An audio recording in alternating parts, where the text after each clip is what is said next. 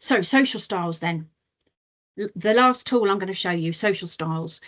And again, hopefully lots of people have seen this already, either in some of the training that we've delivered at Lighthouse, or maybe you already know it. The social styles element is, or the social styles tool, I should say, is, where's my notes? Just get this right. It is quite old personality trait or personality preference research. Having said that, it is still the basis. So it was originally put together by Jung. We all know Jung, so quite old, but lots of research that he did and subsequently psychologists after Jung have done a lot of work and have changed it to look like different things now. So if you've heard of DISC, if you've heard of MBTI, if you've heard of insights, if you've heard of colours, if you've done anything on animal questionnaires, and I know that sounds daft, but there are quite a few different and joyful animal questionnaires out there. It will be based on social styles. And again, we're a blend of all 4 elements, but we are likely to be stronger, have a stronger preference for 2. There's no right or wrong. This is about understanding how people process information and how we respond emotionally and how we request for information. So that assertiveness style is, are we more passive? Are we more ask assertive, or are we more tell assertive?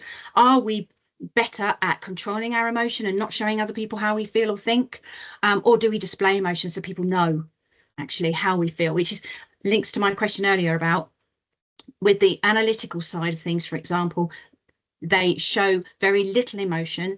You know your staff, if they're highly analytical, you know that even when they go quiet, you know how they're feeling because you know them. So that makes a difference. For people who show little emotion, you have to know them well to be able to understand how they're feeling and what they're thinking. So I've got some words on the slide here about the key elements of social styles, and it helps us to be better at understanding where other people are coming from. And sorry, I was distracted there by a comment. I can only see part of it. Where was I at? Oh, silly me, getting distracted. So we want to think about this in terms of, well, how can it help us to understand where other people are coming from, what approach they use, what their preferences are. There's no right or wrong with this. This is about recognizing how are we processing information, what kind of information do we need, and how can I adapt to other people to make that working relationship improved. So you've got your analytical person who likes to know that they are right, they have the knowledge, they have the information, they like to think things through, and they don't like pressure.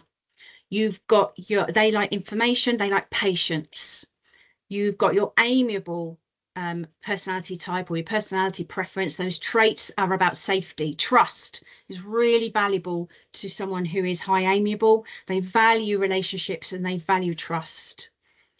They again don't like pressure. They like to be understood. They like to be considered. They are very thoughtful and they are very considerate, so they like it in return. Then you've got your driver, which is high tell, and again doesn't show emotion, doesn't tend to show emotion. They are very headstrong. They are fast-paced people. They are goal-centered people. They like action. They like a plan. They go for it. They do it. But their weakness is listening. They're not very good at slowing down to hear and get input from others. And then the expressive type is about needing other people, energy. They like to be with other people. They like people to approve of what they're doing and saying and thinking.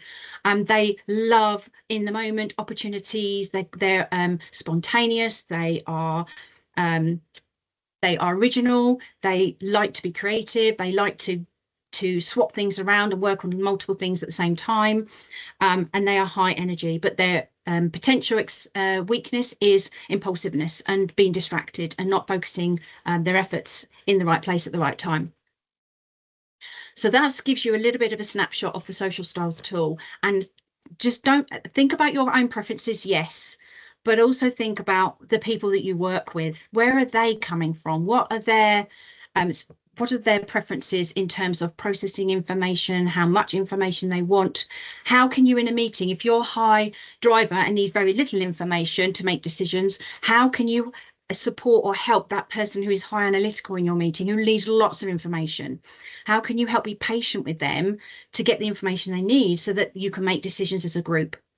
And likewise with the Amiable and Expressive, the Amiable and Expressive like big picture. They like to know where things are going and how it's going to benefit them. How can you change that information so they feel engaged, so they feel part of the process?